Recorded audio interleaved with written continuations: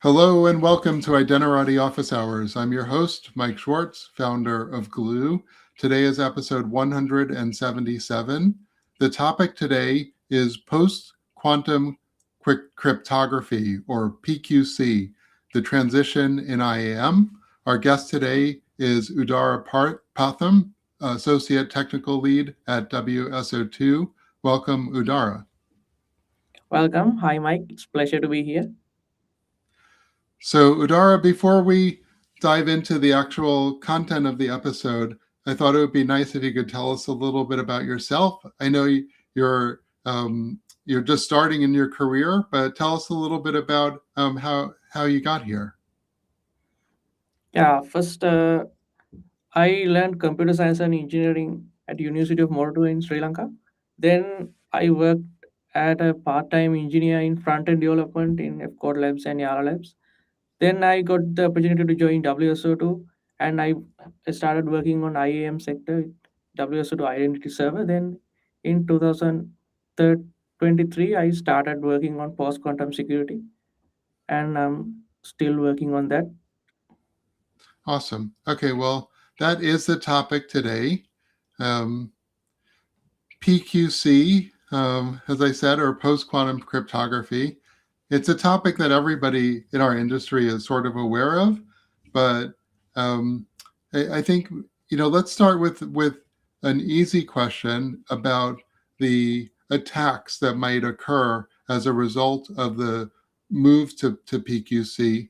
What's the difference between harvest now, decrypt later, and trust now, forge later? Okay, so I'll first start with a brief introduction of what actually post-quantum cryptography is. So during the university period, also like we learned, like we were fed that RSA and elliptic curve are bound to be unbroken. Like it will take like millions of years to break them. But then Shaw's algorithm and Grover's algorithm were invented, and it is said that when it is proven that theoretically then RSA and elliptic curve based algorithms can be broken using those algorithms which can be run in a quantum computer. Mhm. Since the IBM and a lot of companies that are working on quantum computers have gained a lot of improvement of quantum computing power, we can say that by around 2030 industrial level quantum computer will be available to break cryptography, traditional asymmetric cryptography, which will cause the total destruction of, or let's say, something similar to I2K incident. So, someone would ask, so if the real threat is in 2030, why do we need to think about that now? That's how the harvest now, decrypt later, and trust now, forge later questions comes in.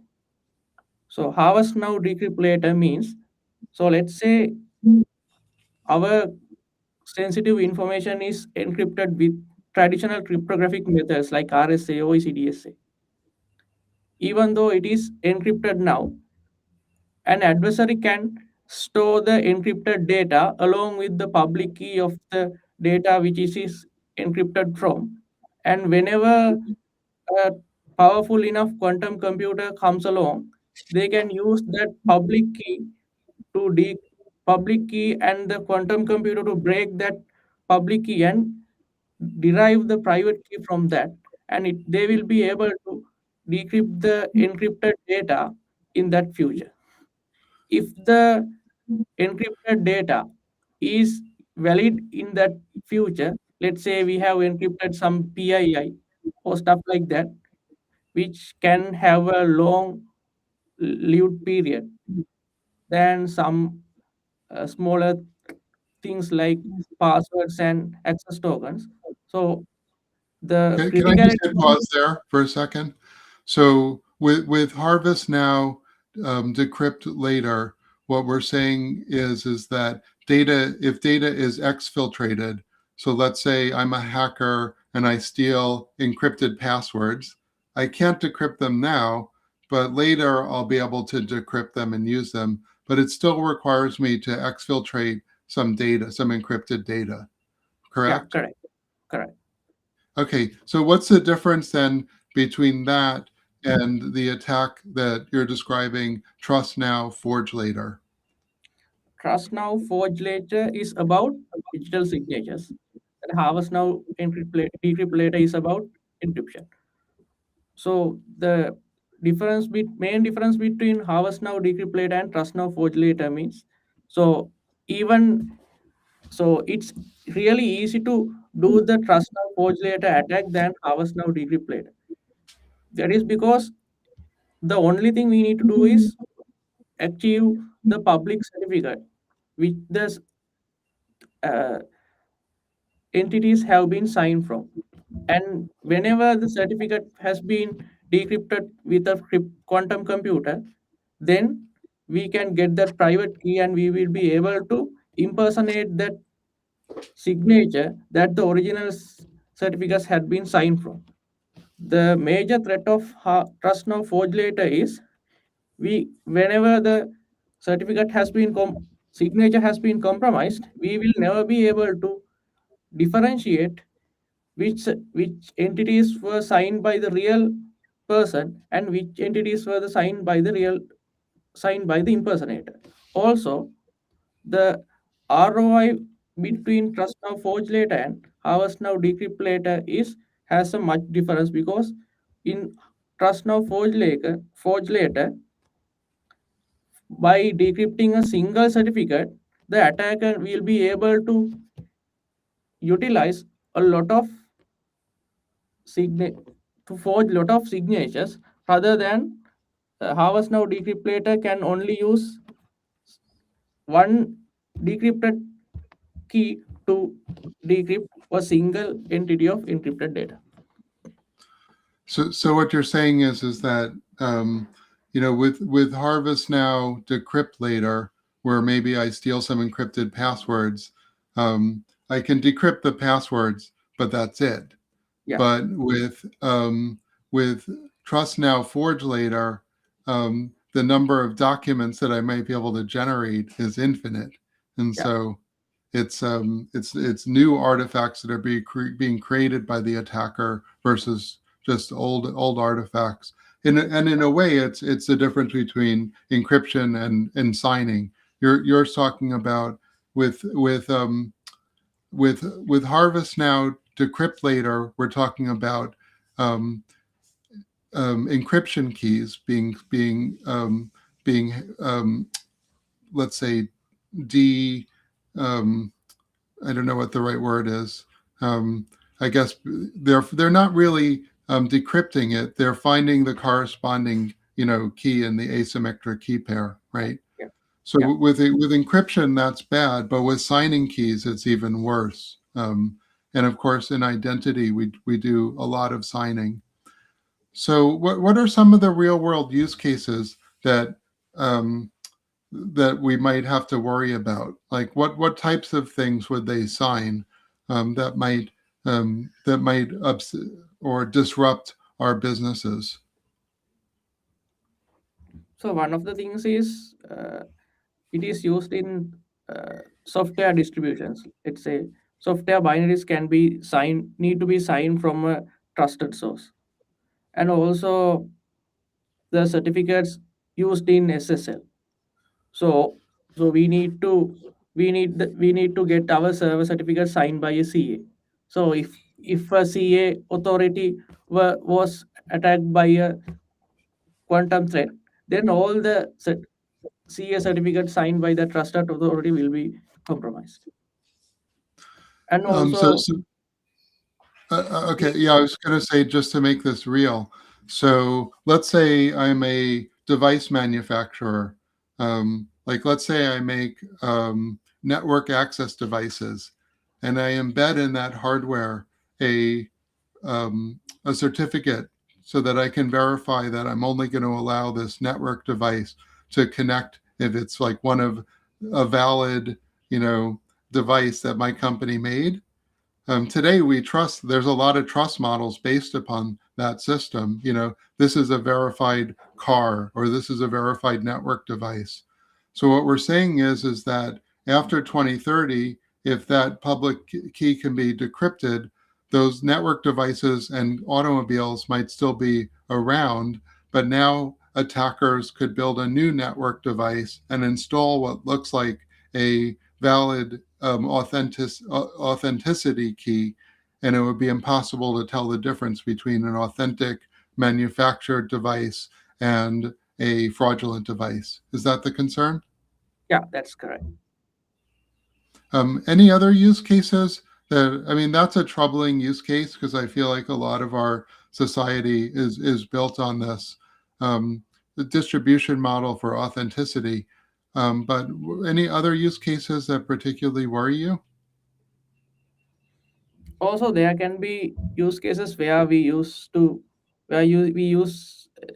digital signatures to sign e-documents. Also, in IAM perspective, we use signing to sign ID tokens and access tokens. For although like they are short-lived, so if the private key is compromised, then the attacker will be able to create their own access tokens and ID tokens and impersonate user on their behalf without knowing their user password. Right. So the first use case that you mentioned, document signing, that one actually is kind of worrying because if I signed a document, let's say an employment agreement, and then 5 or 6 years passes, and we'd be able to verify that yes, this is the employment agreement I signed, 5 years ago. But if we could forge a document, that says, or change, let's say, maybe give me a raise or give me more options, and forge it and set it back 5 years ago and not be able to detect that that wasn't valid, then who's going to be able to tell? A lot of our documents are signed digitally today. I mean, thank goodness, because signing documents and scanning them was really a nightmare. But what we're saying is that a lot of our document signing infrastructure, all the documents that we're signing today, might be forgeable in 5 years, and we might not be able to tell the forged documents from the original documents. Am I reading that right? Yeah. Yeah. So this is truly like terrifying. Um, and why doesn't key rotation actually address? So you mentioned ID tokens, um, and documents I've heard about being, let's say, the document use case I think is very real, but with ID tokens or access tokens which are signed, I think OpenID Connect recommends a 2-day key rotation period. So why doesn't key rotation actually mitigate the risk of ID tokens or access tokens?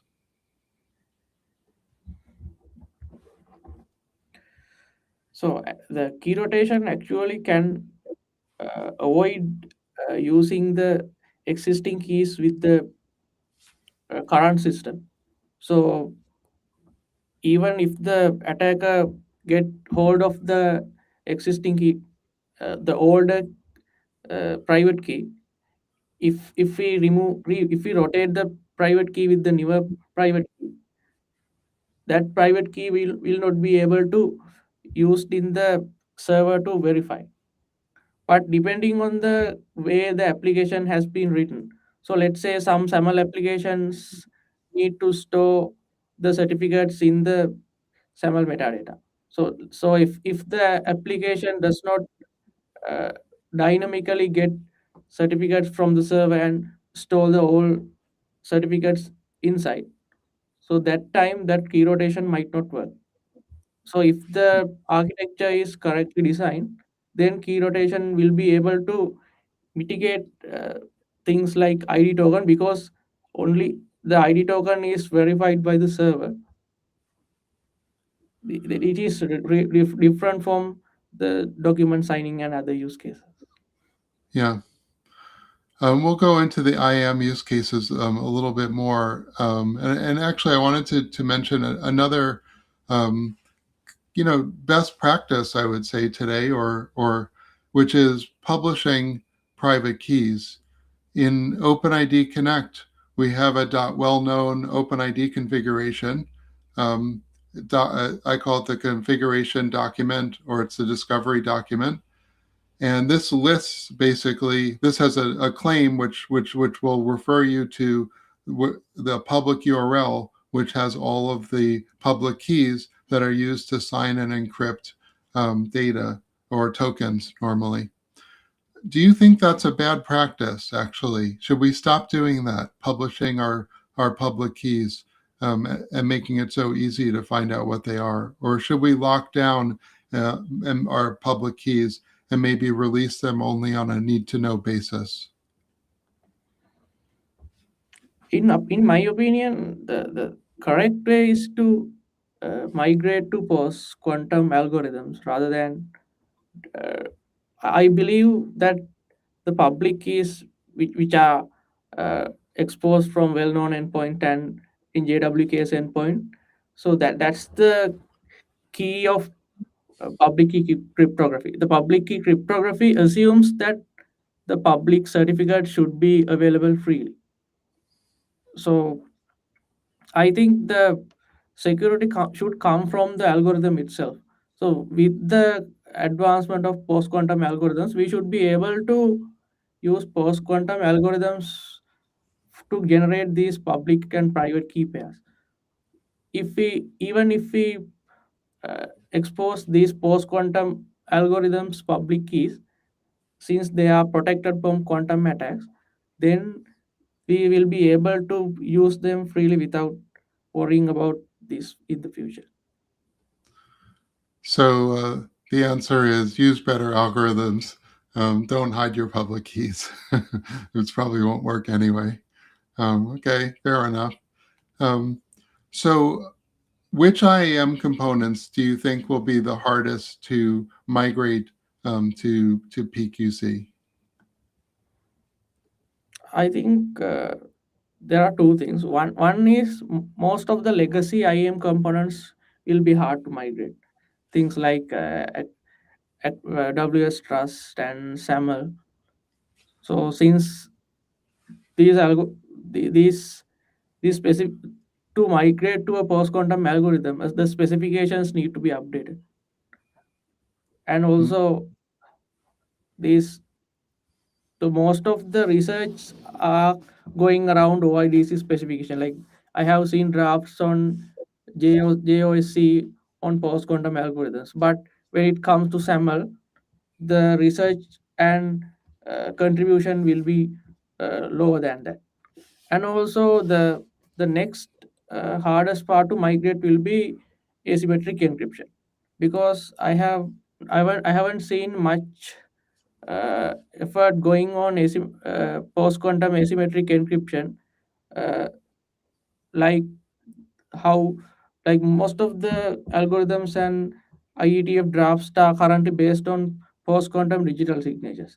So one of the reasons may be because we don't have an equivalent algorithm to RSA for asymmetric encryption. The current post quantum algorithms we have are for KEMs, which are key encapsulation mechanisms, which cannot be directly used as asymmetric encryption algorithms. To use them in asymmetric encryption, we'll have to bind them with the hybrid public key encryption mechanism. So these things currently lack standardization. So until these standardization come, we won't be able to migrate to a better algorithm. So how prepared are most organizations for post-quantum cryptography? I know you don't have a vast experience base, but just what's your gut feeling about how prepared most enterprises are? Yeah, actually, I visited to the post quantum security conference in Kuala Lumpur, and I was the only participant who was from an IAM background.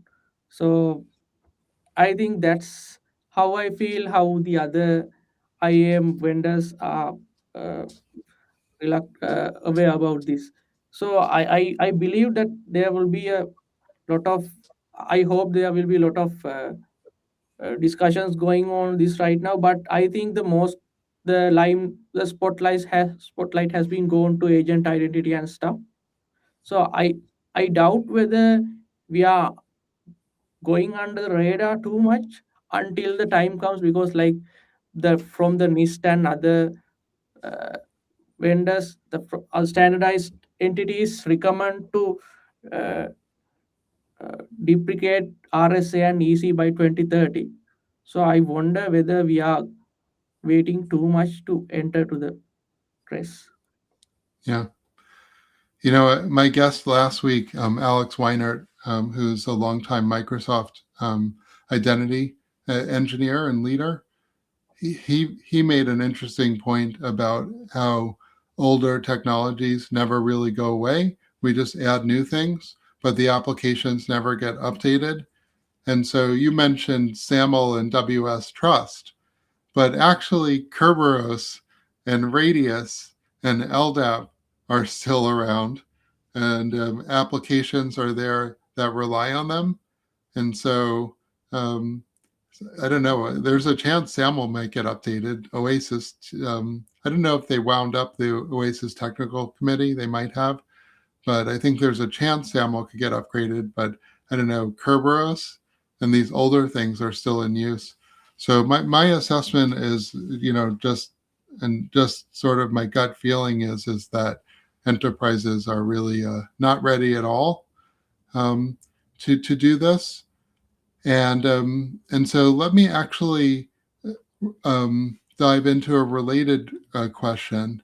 What is a CBOM? CBOM, cryptographic bill of materials.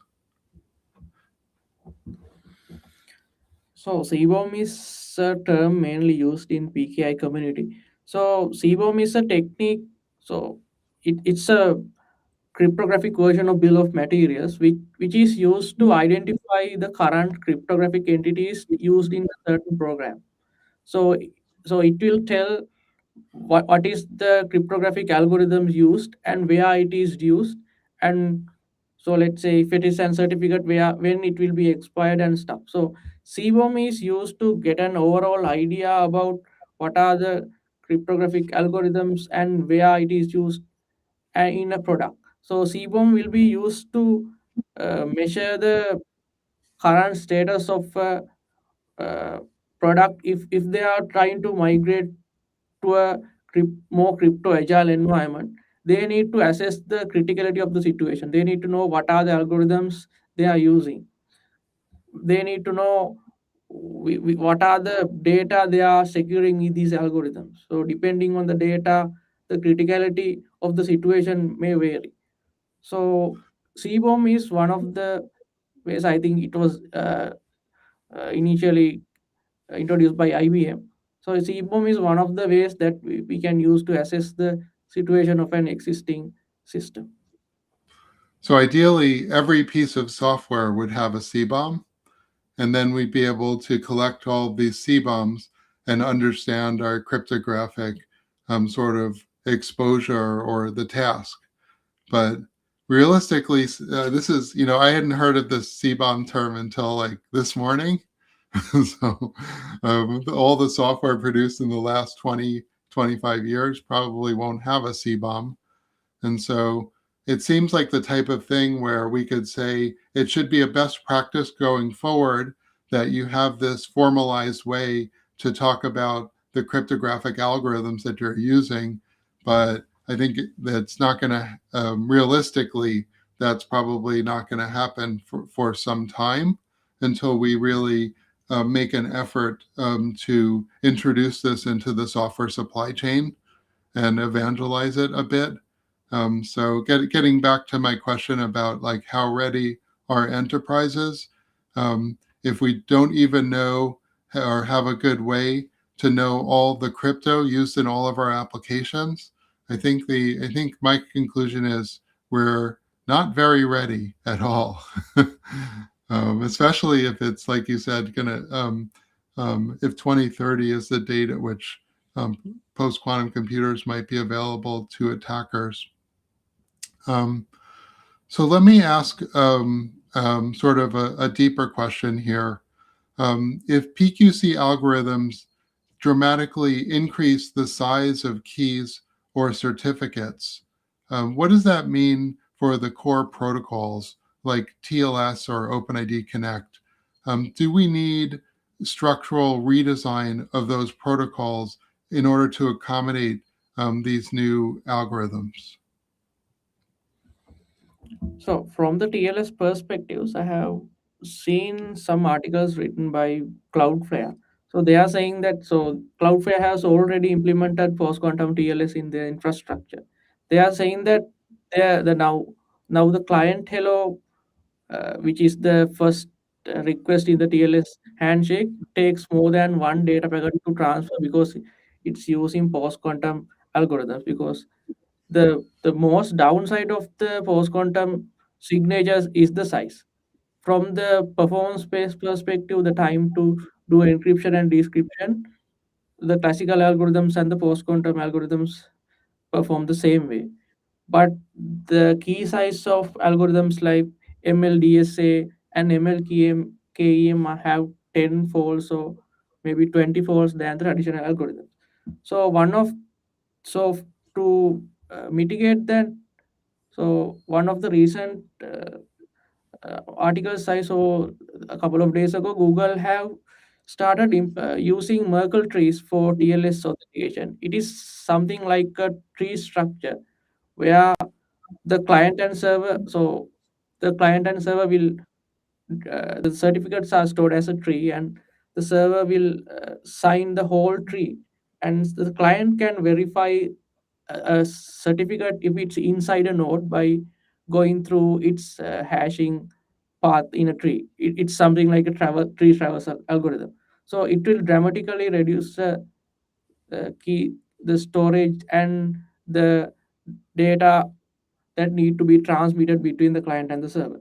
I think maybe we might need something similar from the OIDC perspective as well, but there's no current ongoing operation on them as far as I know. Hmm. Um, so there's a new term called crypto agility. I also don't know if this is an IBM term or not, but what is crypto agility, and do you think that's a good term that we need?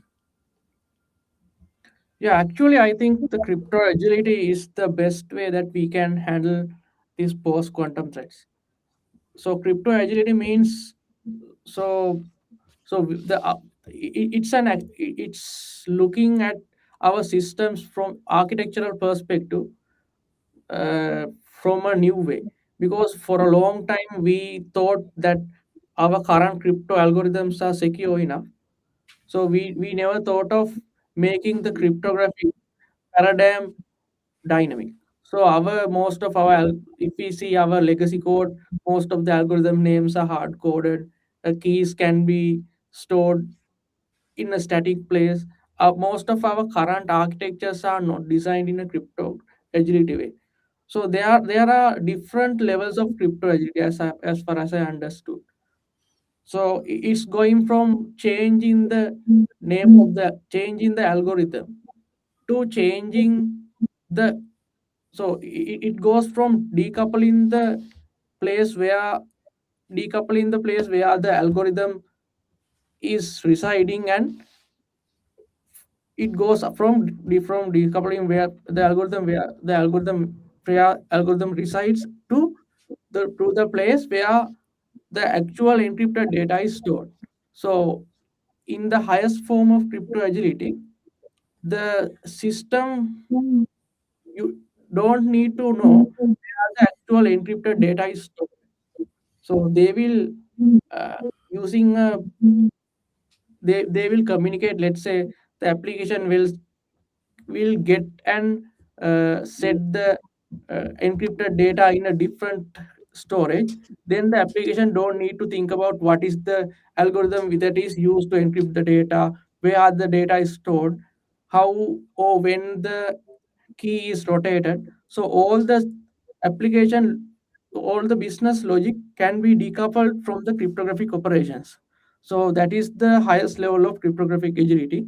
it's really hard to migrate an existing legacy system to that level of crypto agility, but we can start by decoupling the implementation logic of the cryptographic algorithm from the system. So let's say we will be able to use different cryptographic providers for different algorithms, or implementing key rotation mechanisms inside the system. So really, what we're talking about as a whole is like a abstraction layer for crypto, Yeah. and trying to really move that code out of the programs and into sort of a let's say a functional crypto layer that's going to handle the crypto, whatever crypto is needed at that time. Um, so yeah, and in IAM systems, you said this is really hard to do. Um, Most IAM systems don't. They rely on crypto providers, and they don't actually hard code the crypto into the application. Why do you think that current IAM products will have a hard time with this? I guess you've probably looked at WSO2 Identity Server. What was it about the implementation that made it potentially hard to upgrade without moving to something like crypto agility? So when I was starting back then, the most critical thing I found was not all of the crypto providers were uh, starting at the same pace. So while some of the crypto providers gave support for some crypto algorithms at first, but some crypto providers lags behind. So if we are stick to a single crypto provider until that crypto provider gives support for that algorithm, we have to be waiting. So in a crypto agile system, we should be able to change the crypto provider. And Hmm. also in some places, in the code bases, we can see we have like we haven't although we haven't hard coded the implementation, we have in the code base we have hard coded the name of the algorithm in a lot of places. Let's say we are using SHA-1 for hashing algorithm. So if we were Yeah. to move SHA-256, then we have to change like hundreds of lines of code. So in a crypto agile system, this should be able to change with a single line of code. Um, so I have a question for you about platforms. I know that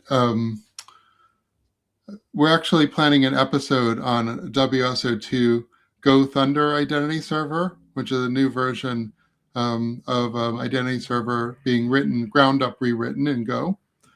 And one of the questions I had was about the availability of PQC algorithms. And um, so a lot of it's very hard to implement, actually, even if these algorithms theoretically exist. When you implement these algorithms in code, it's really easy to make a mistake. And if there's any mistake in the implementation of the algorithm, then forget it. You're wasted your time.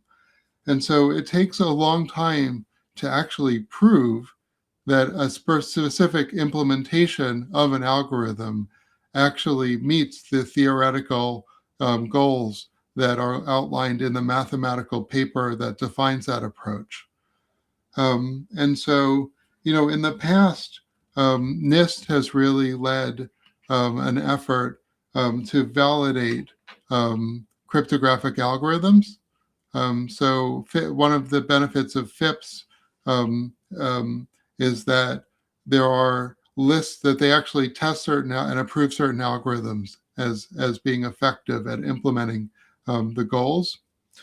So I guess I'm wondering, from a platform perspective, um, what will be the availability of validated algorithms, and what platforms do you think those algorithms will be available in first? And then do you think that, I'm specifically wondering about Go. In the past, C and Java have been the two, um, let's say, programming platforms that normally have the most advanced crypto algorithms that get validated. Do you think that Go in the future will Go also include validated algorithms? And so what's sort of the future of not just the algorithms, but the implementations of those algorithms in different platforms?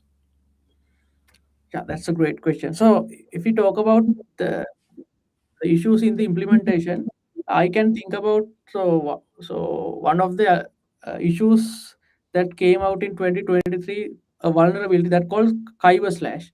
So it was introduced in implementation of Kyber. So later it was named as MLKEM. So it was an vulnerability which occurs due to uh, the way that Kyber algorithm is implemented. So it might differ. So in some implementations, in some libraries, the vulnerability was found that immediately fixed. So like that. So it's really hard to uh, implement a cryptographic algorithm unless you are a expert in both cryptography and both that programming language as well. So my recommendation is to uh, use the cryptographic libraries uh, created and maintained by reputed communities. So as if you are talking about Go language, so it has the upper hand of being an open source software than Java and other closed source programming languages. And also Golang is also backed by Google, who is one of the pioneers in the post-quantum cryptographic research. Go language is one of the first algorithms that introduce post-quantum TLS uh, inside their own language. So there are some Java implementations for post-quantum TLS, but the JDK itself does not currently have it. So Hmm. Go has that upper hand of that community support, and I think in that next Go language version, we'll be getting post quantum digital signature algorithms in the default crypto library as well. Do you think that NIST will actually research and approve Go post-quantum libraries? And have you heard about any plans for them to do this? I haven't seen any place that NIST was going through the cryptographic implementations, but can remember the first this cryptographic implementation started. So after the NIST standardized these algorithms, there was a, community uh, uh, effort going with Cloudflare, Google, and a lot of other companies get together and they uh, build these initial implementations of algorithms. So they were first built in C language. So it was called uh, PQLib, I think. I can't exactly remember. So it was a community effort. It was effort combined by a lot of major companies. So and after that, C implementation was introduced. So a lot of other vendors tried to go through that code and get that live into their own implementations. So Hmm. I guess we will see. And just to switch a little bit, maybe this is a kind of silly question, but do you think that this is the end of PKI? Will will PKI based trust models survive post quantum cryptography? I think this is the turning point of PKI. So like for more than 30 years, PKI was stuck in the same place. It's like all the standard algorithms like RSA and ECDSA, ECCSA were introduced in 1970s and 1980s, and there were no much progress in the PKI perspective until the post-quantum threat came out. So after that, there were a lot of research opportunities coming out, and researchers try to grab it, and a lot of companies coming out, and there are a lot of research going on this PKI. Due to that, we got a lot of PKI related standardizations during recent couple of years, namely hybrid public key encryption and also key encapsulation mechanism. So they are really uh, uh, I would say they are really efficient ways to do cryptographic transactions than the traditional ones. So all of these were uh, born due to this post quantum threats. So that's the reason all this community got together, and they were able to, let's say, create the PKI 2.0. Okay, last question. You're almost survived the first your first appearance on Identity Office Hours. My last question is, what can IAM architects do today, or let's say not today, but in the next 12 to 24 months to prepare for post-quantum cryptography? I think first thing an architect would do is assess the current situation of their system.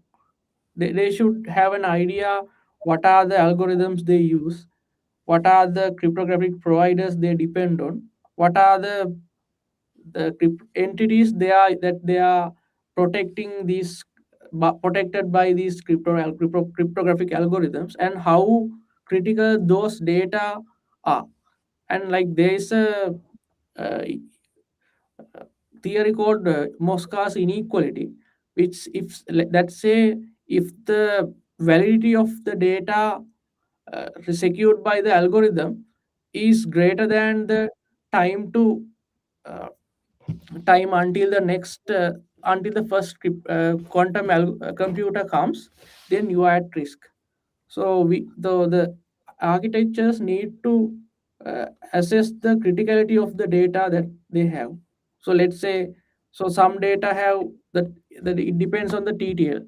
The data like access tokens and ID tokens are short-lived, and they can be accessed later. But if they are securing their the long-lived secrets with quantum vulnerable algorithms, these are the things that need to be prioritized first.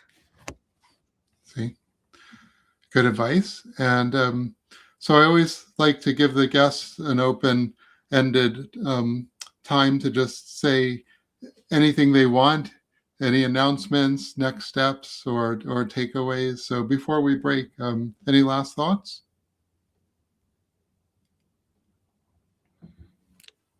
I would say, so the introduction of these post quantum algorithms is not the end of the story.